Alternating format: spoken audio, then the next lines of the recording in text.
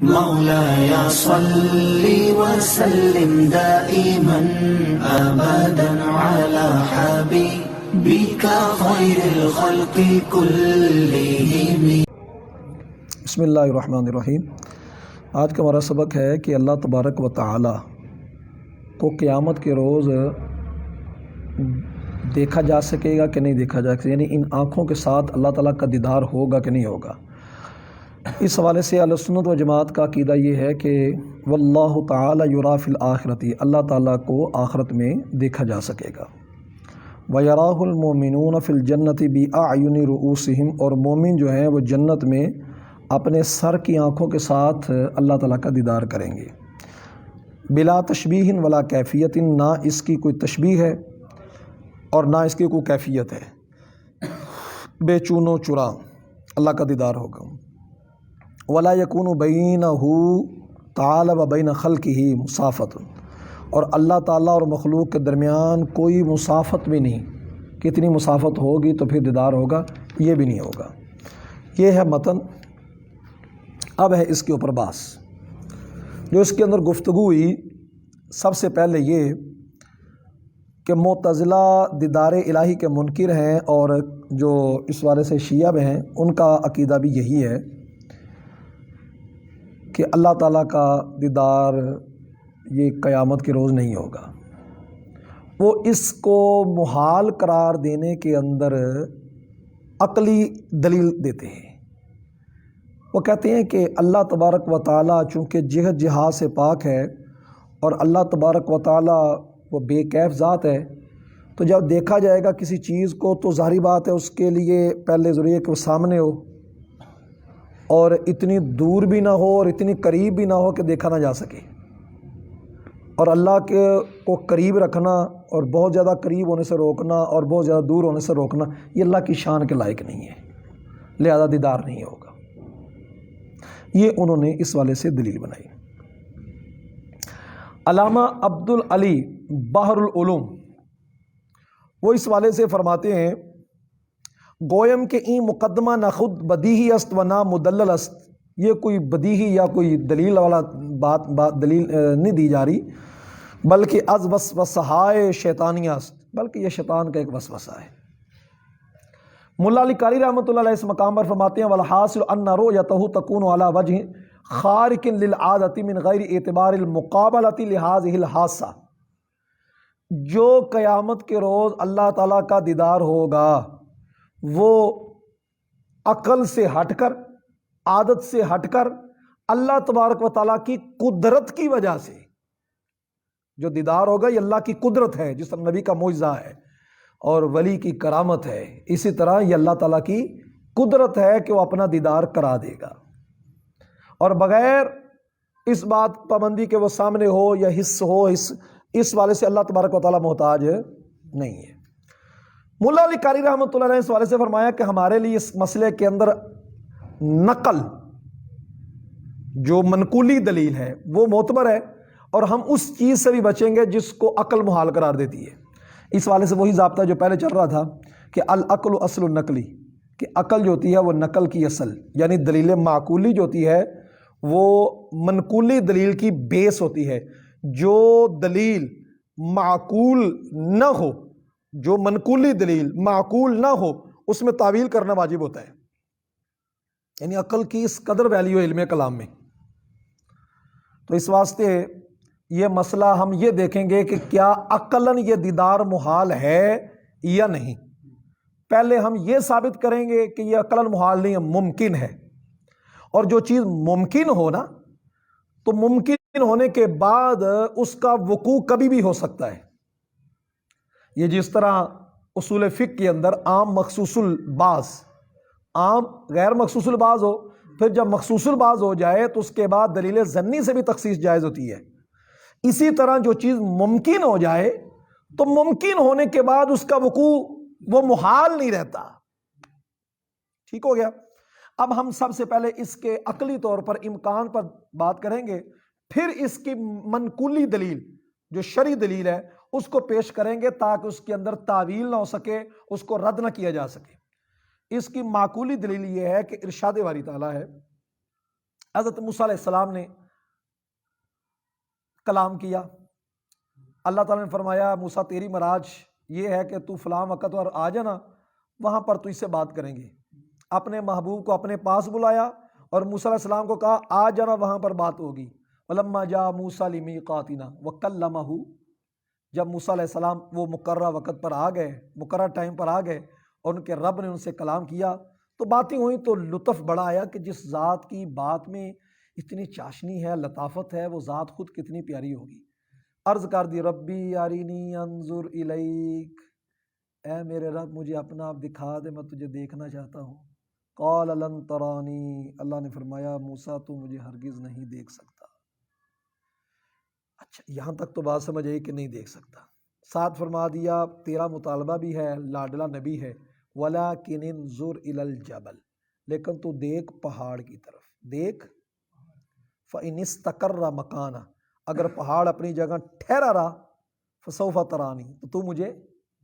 علامہ سعد الدین تفتزانی رحمۃ اللہ علیہ نے اور شرح مواقف، شرح عدودیہ، دیگر سبھی نے اس مقام پر یہ دلیل پکڑی ہے کہ اگر موسیٰ علیہ السلام مطالبہ کر رہے ہیں دیدار الہی کا تو محال نہیں ہے، کیونکہ نبی کی شان کے لائق یہ نہیں ہے کہ جو چیز محال ہو اس کا مطالبہ کرے. اس سے تو جہالت لازم آئے گی نا، اور نبی کی ذات اس وصف سے پاک ہوتی ہے. اللہ تبارک و تعالیٰ بتا دیتا میرا دیدار جو ہے وہ محال ہے، تم دیدار کا مطالبہ تمہارا غلط ہے. اللہ نے بھی یہ نہیں فرمایا، بلکہ یہ فرمایا کہ تم نہیں دیکھ سکتے. تو دیدار موسیٰ علیہ السلام کا سوال طلب، دیدار الہی کو طلب کرنا، سوال کرنا ہی امکان کی دلیل ہے کہ رویت باری تعالیٰ ممکن ہے، اللہ تعالیٰ کا دیدار ممکن ہے. اگر محال ہوتا تو موسیٰ علیہ السلام مطالبہ نہ کرتے. نمبر ایک دلیل یہ آگئی. نمبر دو دلیل اس آیہ کریمہ کے اندر اللہ نے فرمایا وَلَكِنِ انظُرْ إِلَى الْجَبَلِ، لیکن پہاڑ کی طرف دیکھ. فَإِنِ اسْتَقَرَّ مَكَانَهُ فَسَوْفَ تَرَانِي، اگر یہ اپنی جگہ ٹھہرا رہا تو تو مجھے دیکھ لے گا. پہاڑ کا ٹھہرنا بھی ممکن ہے، پہاڑ کا ٹھہرنا بھی ممکن ہے، پہاڑ کا متزلزل ہونا اور اس کا بالکل مٹ جانا یہ بھی ممکن ہے. جب چیز احتمال میں آ جائے تو وہ امکان کو ثابت کرتی ہے. پہاڑ ٹھہرا رہے تجلی پڑے رب کی، پہاڑ ٹھہرا رہے یہ بھی ممکن، کیونکہ رب تبارک و تعالیٰ ایسی چیز نہیں فرما رہا کہ جو ایک طرف کنفرم ہو جائے. اگر کوئی بندہ یہ کہے، میں اس کی مثال دے کر اور بات واضح کرتا ہوں، ایک بندہ یہ کہے کہ اگر بھائی سورج صبح مشرق سے نکلا تو تو نے مجھے 500 روپیہ دینے، اور اگر مغرب سے نکلا تو میں تجھے 500 دوں گا. تو بندہ کہے گا بڑا بھی تو سیانا ہے، یہ تو بات پکی ہے کہ سورج مشرق سے ہی نکلے گا، مغرب سے کنفرم ہے نا یہ بات. اب یہ بات کنفرم ہے، اس میں دوسری رائے نہیں ہو سکتی، احتمال ہے، ہو ہی نہیں سکتا. اللہ تبارک و تعالیٰ یہ جو فرما رہا ہے کہ تو پہاڑ کی طرف دیکھ. فَإِنِ اسْتَقَرَّ مَكَانَهُ، اگر وہ اپنی جگہ ٹھہرا رہا، فَسَوْفَ تَرَانِي، تو ان قریب مجھے دیکھ لے گا.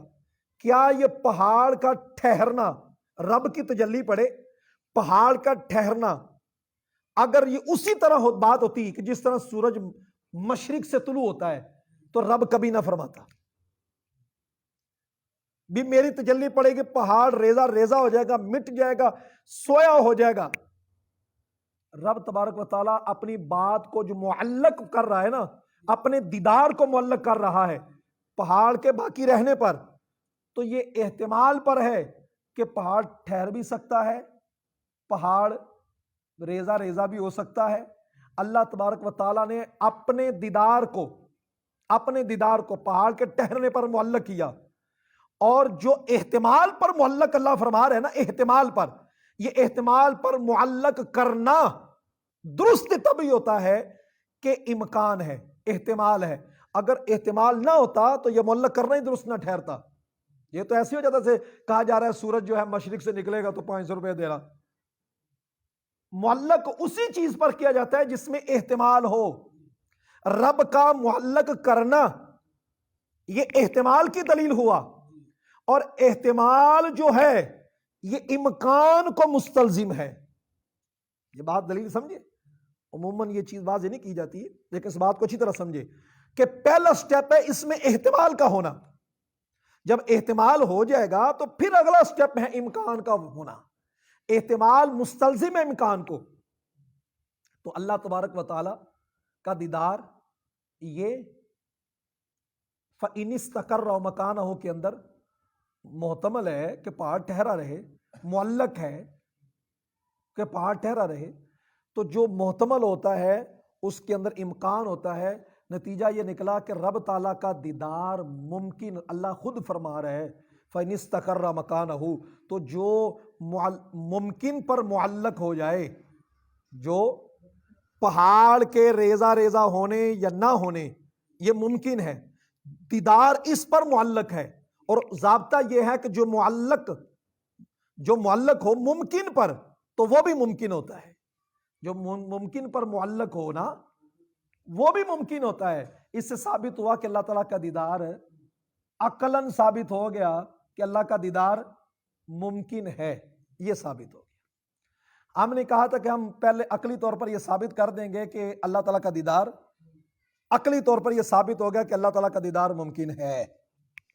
اب اس والے سے جو شرعی دلائل ہے، وہ شرعی دلائل قرآن مجید میں ہے وجوہ یومئذ ناظرہ، وجوہ یومئذ ناظرہ الی ربها ناظرہ. قیامت کے روز کچھ چہرے تر و تازہ ہوں گے، اپنے رب کو دیکھ رہے ہوں گے، ناظرہ تک رہے ہوں گے. ٹھیک ہوگی. یہ قرآن مجید کی آیت آ گئی. اب اس میں تعویل نہیں کر سکتے. کیوں؟ اس لیے کہ بھئی العقل وسلم نقلی، عقل کے مطابق یہ درست ہے، دیدار الہی ممکن ہے قیامت کے روز، دنیا میں نہیں. وَسَتَرَوْنَ رَبَّكُمْ كَالْقَمَرِ لَيْلَةَ الْبَدْرِ. اور حضور صلی اللہ علیہ وسلم نے ارشاد فرمایا کہ ان قریب تم اپنے رب کو اس طرح دیکھو گے جس طرح 14ویں رات کے چمکتے ہوئے چاند کے اشارہ کر کے فرمایا جس طرح اس چاند کو دیکھ رہے ہو. یہ تشبیہ دے کر ارشاد فرمایا. یہاں تک یہ بات سمجھ آ گئی کہ اللہ تعالیٰ کا دیدار ممکن ہے.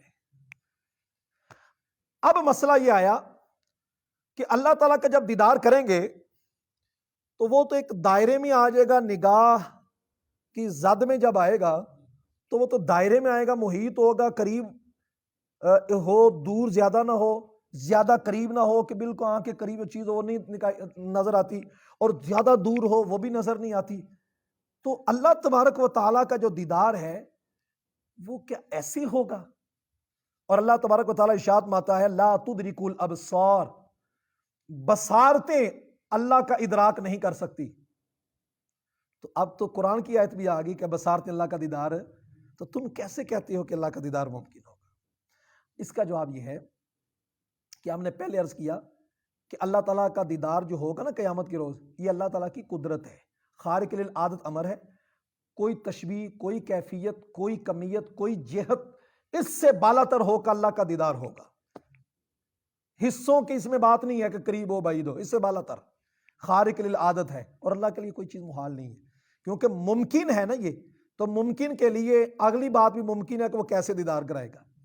باقی رہ گئی آیا کریمہ لا تدرک الابصار، تو اس کا جواب یہ ہے کہ اللہ تبارک و تعالیٰ کا ادراک کہتے ہیں درک، احاطہ کر کے کسی کو دیکھنا. تو بصارتیں اللہ تعالیٰ کو احاطہ کر کے نہیں دیکھیں گے، بلکہ بغیر احاطے کے اللہ کا دیدار ہوگا. بات سمجھ آ گئی؟ اور اب یہ کہ یہ دیدار کن کن کو ہوگا اور کس وقت ہوگا اللہ کا دیدار. کیا یہ دیدار مردوں کو خاص ہے کہ عورتوں کو بھی ہوگا؟ بعضوں کا نہیں مردوں کو ہوگا عورتوں کو نہیں ہوگا.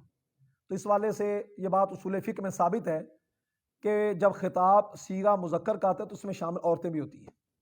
ٹھیک ہے، یعنی مردوں کو ساتھ عورتوں کو بھی یہ دیدار ہوگا، نیک بیویاں بھی ہوں گی. کیا ملائکہ کو دیدار ہوگا؟ اس والے سے علامہ عبدالعلی بحر العلوم نے فرمایا کہ کوئی دلیل نفی نہیں کرتی کہ فرشتوں کو دیدار نہ ہو، تاہم ہو جائے تب بھی ٹھیک ہے، نہ ہو جائے تب بھی ٹھیک ہے. ہماری اس والے سے کوئی نفی والی دلیل نہیں ہے، نہ ہمارا یہ موقف ہے. اللہ تبارک و تعالیٰ کی مشیت ہوگی دیدار ان کو بھی عطا فرما دے گا. اچھا جنات کو دیدار ہوگا کہ نہیں ہوگا؟ اس مسئلے کی جو بیس ہے وہ یہ ہے کہ کیا جنات جنت میں جائیں گے کہ نہیں جائیں گے. اصل مسئلہ یہ ہے. امام اعظم ابو حنیفہ رحمۃ اللہ علیہ آپ فرماتے ہیں جنات کے لیے یہی ہے کہ وہ عذاب سے بچ جائیں. ان کے لیے یہی جنت ہے کہ وہ عذاب سے بچ جائیں. اور جو انسان ہے احکام شرع کا مکلف کیا گیا تو یہ جنت اللہ کے فضل سے ہے. عبادات وغیرہ کرنے کے بعد یہ اللہ کا فضل ہے, آگے وہ عطا فرما دے. تو جنات کے والے سے یہ ہے کہ وہ عذاب سے بچ جائیں, یہی ان پر اللہ کا فضل ہے.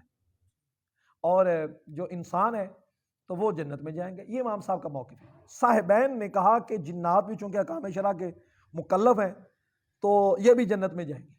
آگے تفصیل ہے کہ بھئی ان کے لیے جنت کے اندر ایک علیحدہ سیٹ اپ علیحدہ بنایا جائے گا جہاں پر یہ اپنی نشستوں پر خاص کریں گے.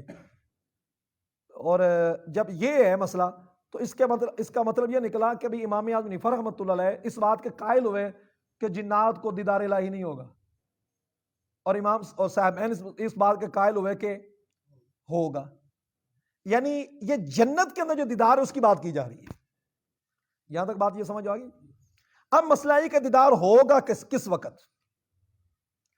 اس والے سے جو دیدار کا وقت ہے نا جی, ایک ہے جنت میں حساب کے وقت, ایک حساب کے وقت ہوگا, ایک جنت میں ہوگا. حساب کے وقت جو اللہ کا دیدار ہوگا نا وہ ہوگا جنتیوں کو بھی ہوگا اور دوزخیوں کو بھی ہوگا. جنتیوں کو جو ہوگا نا وہ تسلی کے لیے, اطمینان قلبی کے لیے, اور جو دوزخیوں کو ہوگا نا اس کی نوعیت یہ نہیں ہوگی.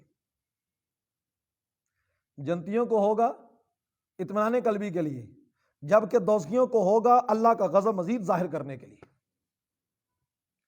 اور جب فیصلے ہو جائیں گے پھر جب جنت میں جائیں گے تو صرف مومنوں کو دیدار ہوگا, کافروں کو دیدار نہیں ہوگا.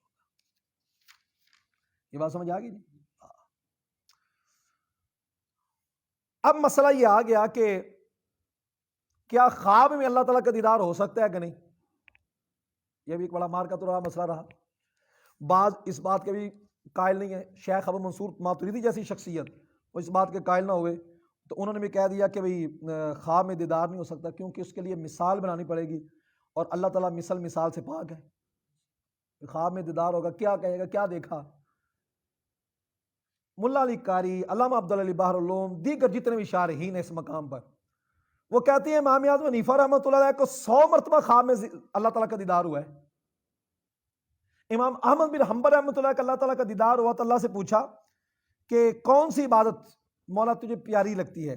6 عبادت قریب ترست نزد تو, مولا میں کون سی عبادت زیادہ قریب ہے, تجھے بڑی پیاری عبادت کون سی لگتی ہے. تو اللہ نے ارشاد مایا قرات قرآن, جب بندہ قرآن پڑھتا ہے تو ایسی ہوتا ہے جیسے مجھ سے باتیں کر رہے ہیں. تو اللہ نے کہا مجھے قرآن پڑھنا بندے کا بڑا پیارا لگتا ہے. جب قرآن پڑھا ہوتا ہے نا مجھے بڑا پیارا لگتا ہے.